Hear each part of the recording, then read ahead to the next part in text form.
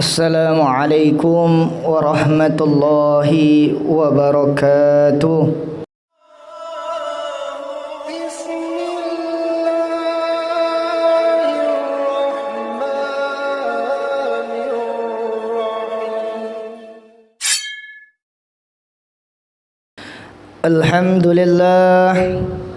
Alhamdulillahi rabbil alamin. Wassalatu wassalamu ala asyrafil anbiya'i wal mursalin Sayyidina Muhammadin wa ala alihi wa sahbihi ajma'in.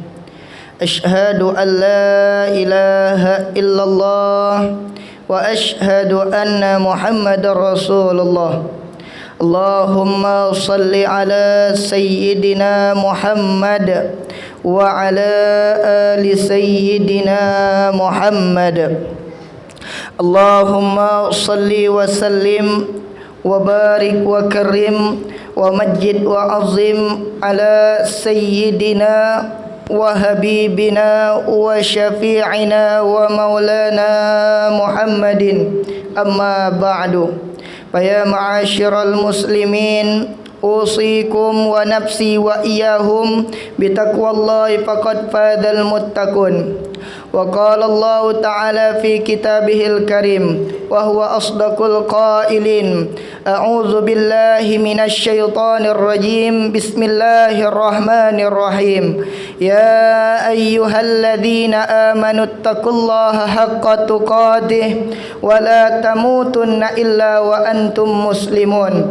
Innahu min Sulaiman wa innahu bismillahirrahmanirrahim. Alla ta'alu alayya wa'tuni muslimin. Hadirin jemaah salat Jumat yang dimuliakan oleh Allah Subhanahu wa taala. Di hari yang penuh berkah, penuh kemuliaan ini, di masjid yang penuh mulia dan penuh keberkahan ini, di mimbar yang penuh kemuliaan dan penuh keberkahan ini, khatib ingin berwasiat terwabil khusus untuk diri khatib sendiri dan hadirin sekalian untuk senantiasa beriman dan bertakwa kepada Allah Subhanahu wa taala. Takwa dalam arti kata menjalankan apa yang Allah perintahkan dan menjauhi apa yang Allah larang. Wala tamutunna illa wa antum muslimun, dan janganlah kita mati kecuali dalam keadaan muslimin. Hadirin jemaah salat Jumat yang dimuliakan oleh Allah Subhanahu wa taala. Alhamdulillah, bersyukur kita kepada Allah Subhanahu wa taala dengan mengucapkan alhamdulillah. Bersolawat kita kepada baginda Nabi Muhammad sallallahu alaihi wasallam dengan mengucapkan Allahumma salli ala Sayyidina Muhammad. Hadirin jemaah salat Jumat yang dimuliakan oleh Allah Subhanahu wa taala. Allah Subhanahu wa taala berfirman di dalam Al-Qur'an surah Ali Imran ayat yang ke-102. Apa kata Allah Subhanahu wa taala? A'udzu billahi minasy syaithanir rajim. Bismillahirrahmanirrahim. Ya ayyuhalladzina amanu taqullaha haqqa tuqatih wa la tamutunna illa wa antum muslimun. Hadirin yang dimuliakan oleh Allah Subhanahu wa taala, ayat ini sudah sering kita dengar. Ayat ini sering disampaikan oleh para khatib, para muballigh di setiap masjid, di setiap mimbar, bahkan setiap Jumat. Saudara, kita dengarkan ayat ini. Bahkan kita semua yang hadir di masjid ini hafal dengan ayat ini.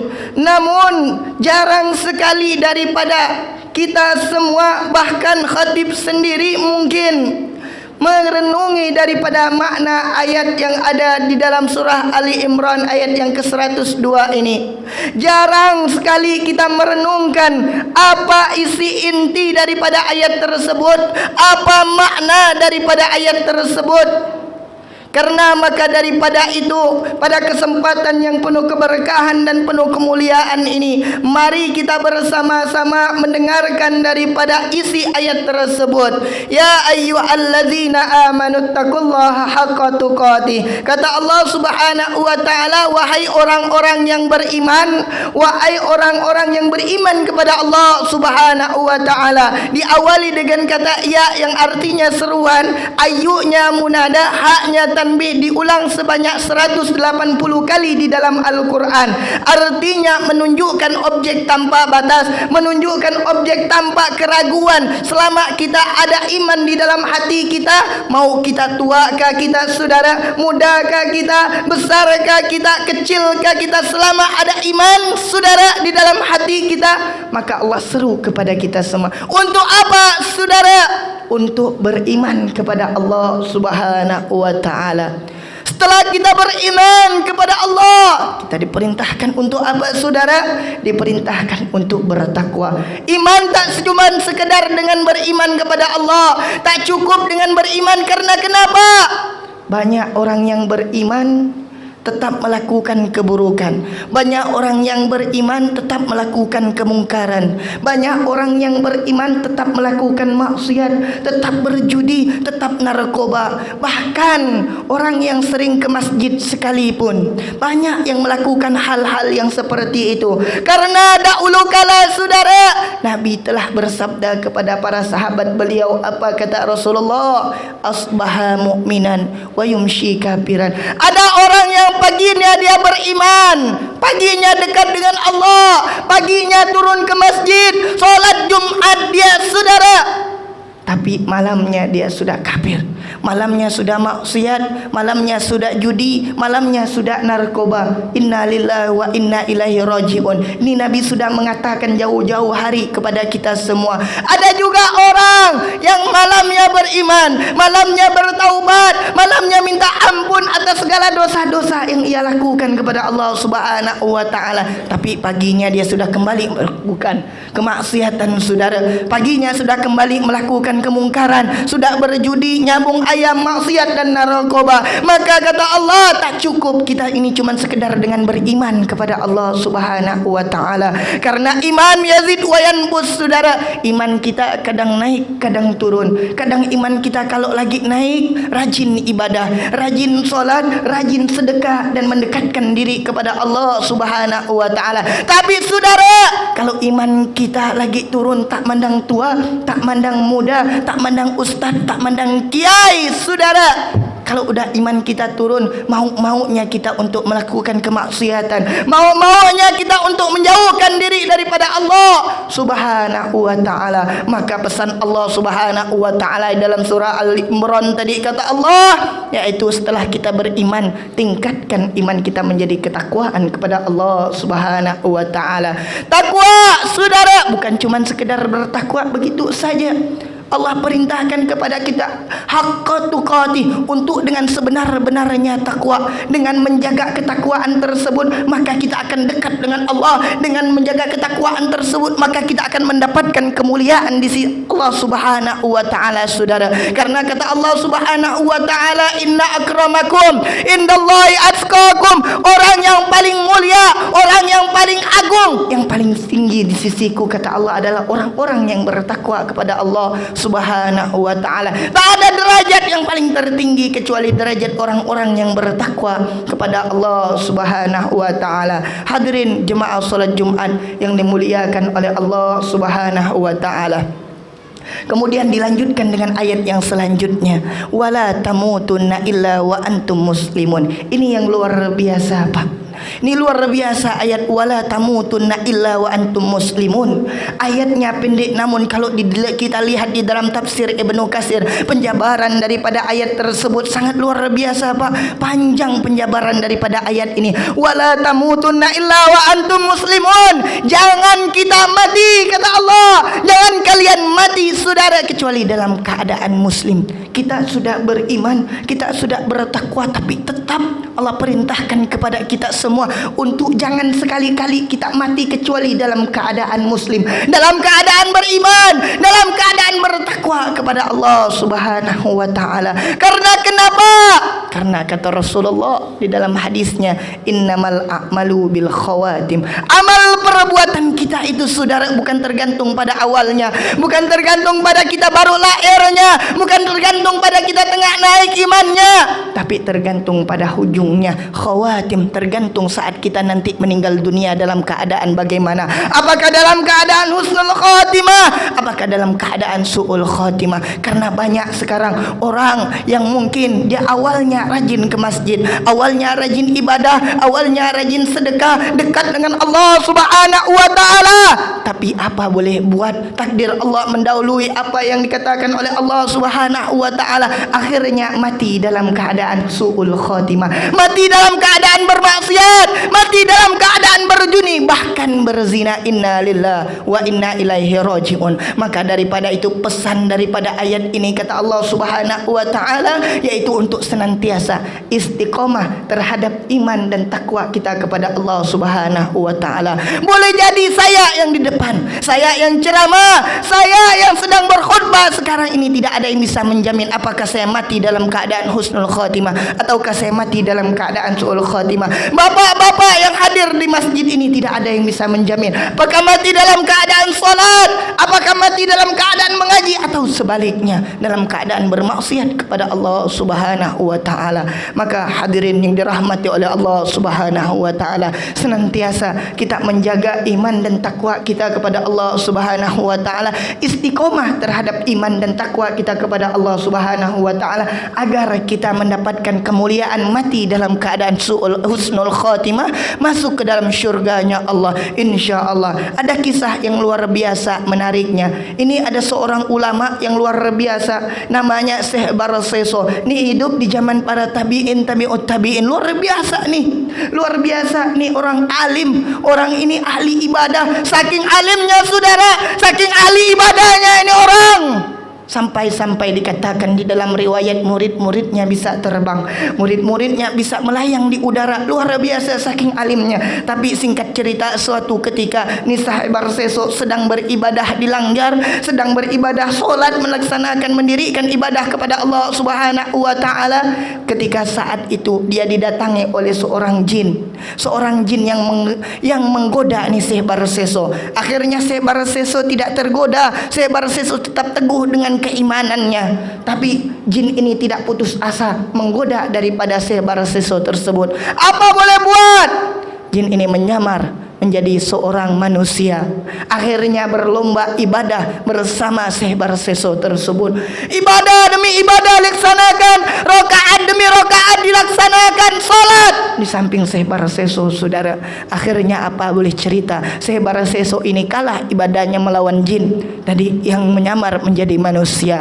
Akhirnya singkat cerita, selesai ibadah, Syekh Barseso datang kepada jin yang menyamar menjadi manusia tersebut dan bertanya, wahai Tuhan, apa yang membuat engkau nikmat beribadah kepada Allah Subhanahu wa taala sampai-sampai diri engkau mengalahkan ibadahku, kedekatanku kepada Allah Subhanahu wa taala? Apa yang dikatakan oleh setan tersebut? Kata syaitan tersebut, saudara, sebelum aku ibadah, aku bermaksiat kepada Allah Subhanahu wa taala. Setelah itu baru aku bertaubat, makanya aku bisa senikmat ini beribadah kepada Allah Subhanahu wa taala. Lalu bertanya Syekh ini, apa yang harus aku lakukan Tuhan? Kau harus bermaksiat terlebih dahulu sebelum kau beribadah kepada Allah Subhanahu wa taala.